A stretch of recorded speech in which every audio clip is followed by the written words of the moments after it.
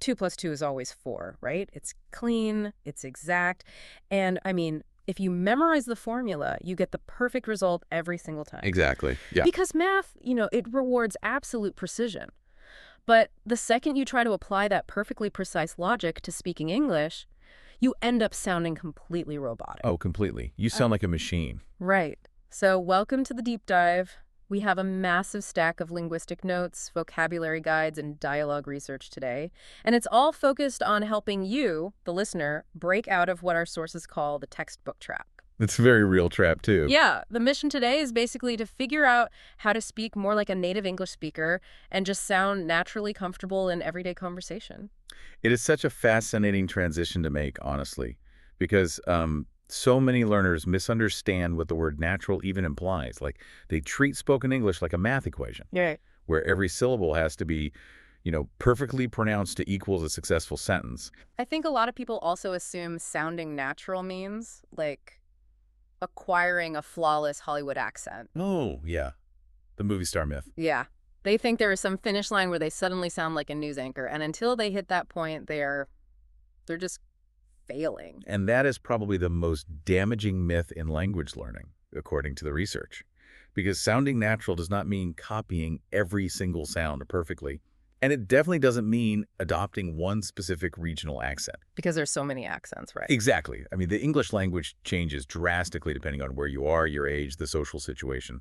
A person in London, someone in New York, and a person in Sydney all have wildly different vowels and vocabulary, yet they all sound completely natural. Okay, so if we throw out the idea of the perfect accent, which is a relief, honestly, what is the actual baseline we are aiming for here? Like, what does the research say natural actually looks like in practice? Well, the sources define natural speaking with 3 specific words: relaxed, comfortable, and clear. Relaxed, comfortable, and clear. Okay. Right. It means the language flows from you with a sense of ease. The listener on the other side, they don't feel like you are struggling to, assemble a machine in your head before you open your mouth. But there is a huge clash here, I feel like, because if a textbook is designed to be perfectly clear, wouldn't speaking exactly like the textbook be the absolute best way to be understood? Like, why does grammatical precision actually hurt you in real life? That's a great question. It's because communication isn't just about transferring data from one brain to another. It's about social connection. Ah, okay. That makes sense. Yeah, textbooks have a very specific, limited job. They focus on formal rules so you understand the architecture of the language, like how the house is built. But real people walking around in the world, they prioritize a smooth, easy flow over, architectural perfection. Okay, let's unpack this architecture idea, because I have an analogy. Oh, I love analogies. Go for it. So, learning from a textbook is like reading a manual about how a bicycle works.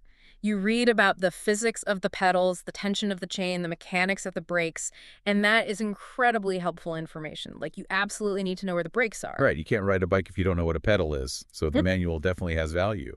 But actually getting on the bicycle and riding it down a busy street, that requires something the manual cannot teach you. It requires balance, it requires finding a rhythm, and most importantly, it requires momentum. Momentum, yes. Like, if you are dodging traffic, you can't pause to think about the tension of your bicycle chain. You just have to flow with the road, take shortcuts, adjust to the bumps. That is a brilliant way to frame it, actually. Momentum is the key word there. Formal English from a book is static.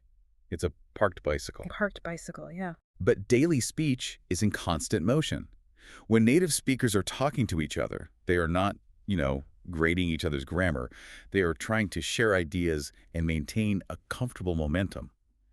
And the sources really emphasize this. Many learners struggle with this, but you can improve step by step. So if the goal is to stop sounding like a parked bicycle, we have to figure out what textbooks get wrong about how our mouths actually move in the real world. Like, what is the actual physical difference in how native speakers talk? Well, it really comes down to what linguists call the music of English. The music, okay. Yeah, native speakers use very specific physical rhythms and stress patterns because English is a stress-timed language, which means... Wait, stress-timed? Yeah, so it means it's not spoken like a flat robotic line where every word gets the exact same amount of time. The voice constantly goes up and down, louder and softer. So you are pushing certain words forward with your breath. Yes. You are literally using more physical force, like more air from your lungs, to punch the important words. This is called word stress. You don't say table with equal force on both halves. You punch the first part, table. Table. Or you say natural. You put extra physical strength on I important. And if you put that physical punch in the wrong place, it completely throws off the listener, right? Even if you pronounce all the individual letters correctly. Oh, absolutely. It creates instant friction. Yeah. The listener has to pause and decode what you just said because, well, the music was wrong. But there is a flip side to this momentum, right? If we are pushing so much air and energy into the big, important words, what happens to all the small grammatical words in between? They get squashed. Squashed. Completely squashed.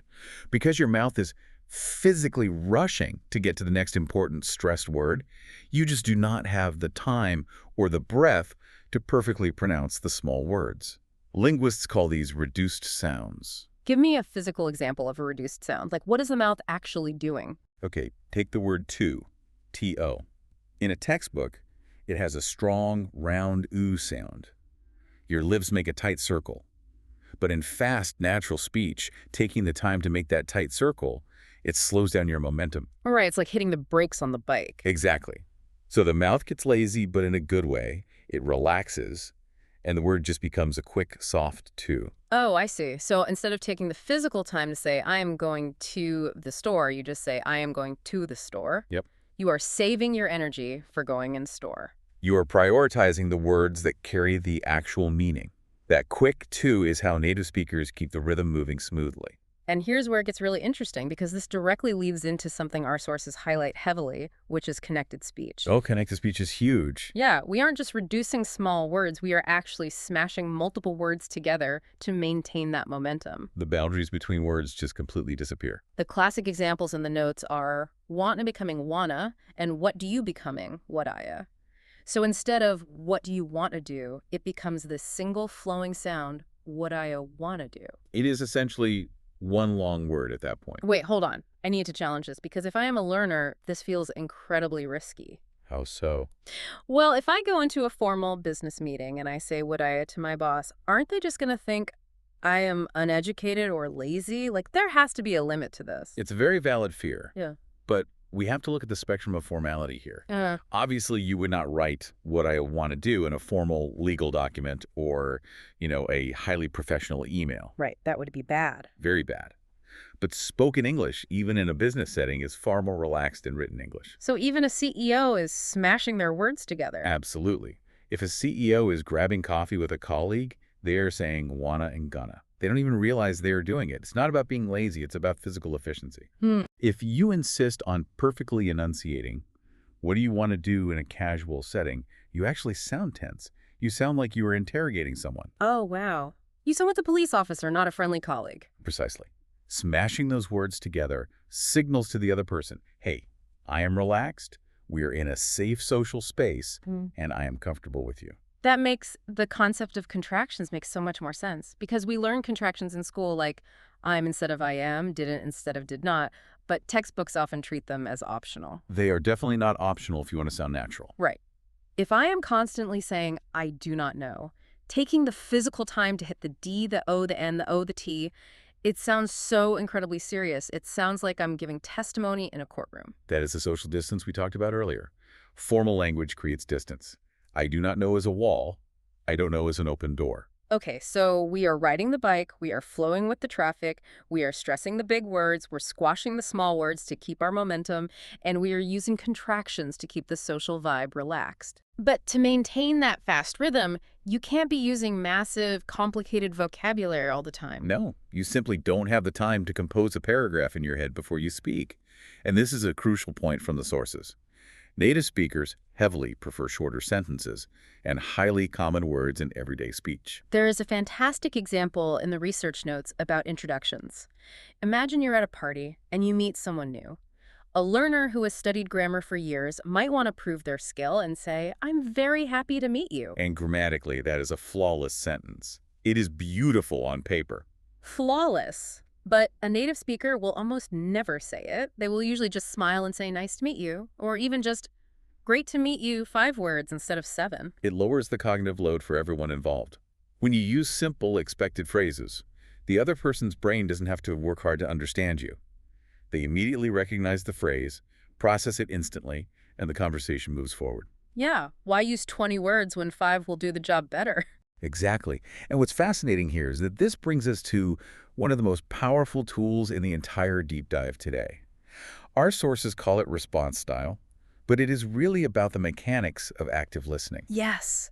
This completely changes how you interact. It is about what you are doing when your mouth is supposed to be quiet. Right. Because in many cultures and in many classrooms, when someone else is speaking, you are supposed to be perfectly silent. As a sign of respect. Exactly. Silence is respect. You wait until they are completely finished, and then you take your turn. But if you do that in English, the native speaker is going to panic. They really will. If I'm telling you a story and you just stare at me in dead silence, my immediate thought is, oh no, they don't understand me. Or they think I'm incredibly boring. The silence creates anxiety. Mm-hmm. Native speakers constantly use tiny one-word reactions to fill those silent gaps. They are throwing little verbal life preservers into the conversation to say, I am still here, I am listening, keep going. Let's actually demonstrate the mechanics of this because the timing is everything. I am going to tell a really mundane story, and I want you to use those verbal life preservers from the source list. Okay, I'm ready. So yesterday, I was walking down to the grocery store to grab some coffee, Yeah. and halfway there, the sky just completely opens up. It starts pouring rain. Oh, no. And of course, I didn't check the weather, so I didn't have an umbrella. I got completely soaked before I even reached the door. Right, I know the feeling. That was perfect. Notice what just happened there. You didn't interrupt my momentum. You didn't try to take the microphone away and start telling your own story about the rain, but you used all these tiny filler words. Yeah. Oh, no. Right. I know the feeling. You can add words like, sure, totally, or exactly to that toolkit, too. They act as social glue. They keep the connection alive without requiring me to form a complex sentence. I have to imagine this is a massive relief for someone learning the language. Like, it takes the pressure completely off. Oh, it is a total game changer. You don't have to sit there sweating trying to translate a massive, perfect response in your head while the other person is talking. You can just smile, nod your head, and drop a TBR. Totally or. That makes sense into the conversation.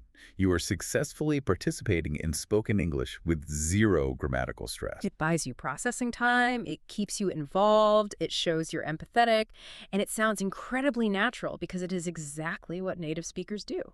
So all of this theory is incredibly empowering. We understand the physical momentum of speech. We understand squashing words like wanna. We understand using shorter phrases and active listening responses. Yeah. But how does a learner actually transition these concepts from their brain into their mouth? Like, how do you build the habit without feeling totally overwhelmed? Well, the sources outline a very specific 4-step mechanical process to train your brain to leave the textbook behind.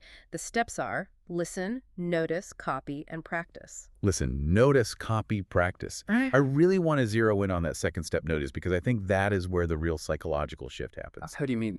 Well, when we read a textbook, our brains are trained to notice isolated data points. We look at a vocabulary list and we memorize single words: apple, run, fast. But to sound natural, you have to fundamentally change what your brain is scanning for. You have to start noticing chunks of language. Yes, linguists call this chunking.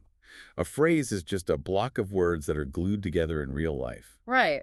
Instead of learning the isolated word makes and the isolated word sense, you have to notice that native speakers constantly deploy the entire block.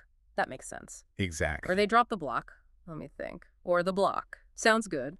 You stop treating a sentence like a puzzle you have to build from scratch every single time, and you start treating it like a collection of pre-built blocks.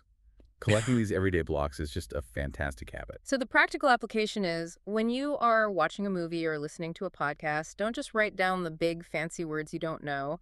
Write down the tiny, boring phrases that people use over and over again. Write them down, and then move to step 3. Mm. Copy. Try to mimic the exact physical rhythm they used.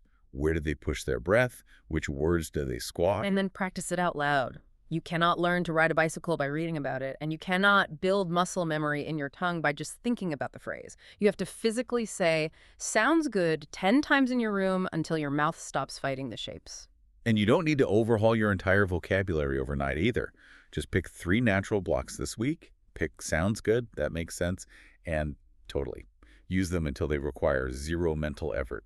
There is a metaphor in the source material that I think handles the psychology of this really well. They talk about the grammar monster. Aye, yes. They suggest that learners need to leave their grammar sword at home. So what does this all mean? It means English doesn't have to be a monster you fight. You can leave your grammar sword at home. I love that. I left my grammar sword at home today, too. It sounds a bit funny, but the psychological barrier they're describing is very real. Perfectionism is the enemy of connection.